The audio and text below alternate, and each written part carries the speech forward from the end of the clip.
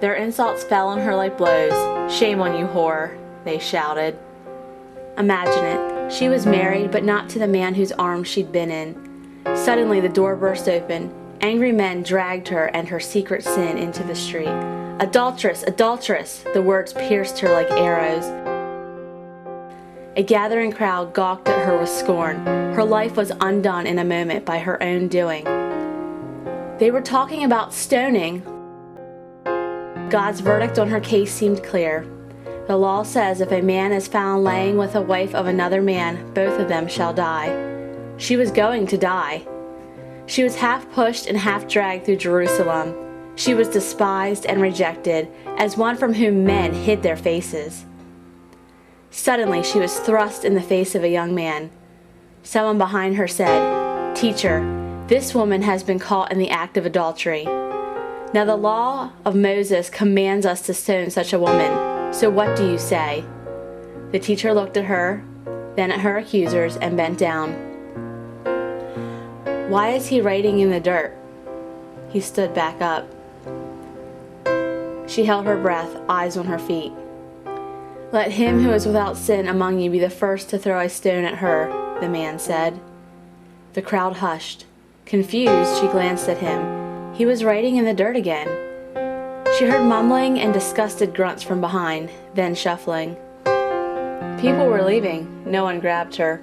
It took some courage to look around. Her accusers were gone. She turned to the teacher. He was standing, staring at her. "Woman, where are they? Has no one condemned you?"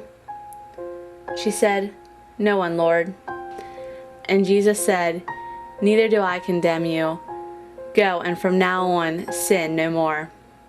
Did you hear what Jesus said? This woman's guilt was real. She committed the crime of adultery.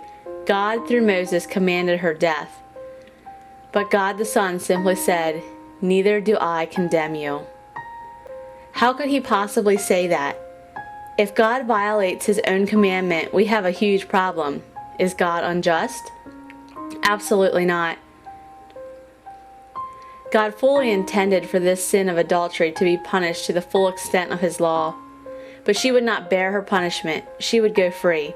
This young teacher would be punished for her. Might he have written these words from Isaiah in the dirt?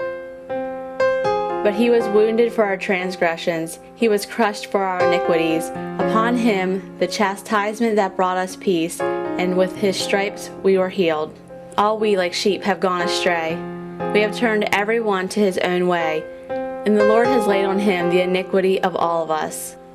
Here in this story, God clearly spoke to us the good news, and he wants us to hear. Every single one of us is that woman. Our sin, the dark lusts, destructive tongues, murderous hatred, corrupting greed, stand exposed before God as clearly as the woman's sins in the temple courtyard. Our shameful guilt is obvious, and our condemnation is justified. And yet from the Son of God come these stunning words, "Neither do I condemn you." Why? Because he has been condemned in our place. Mercy triumphed over judgment, and the same is true for us.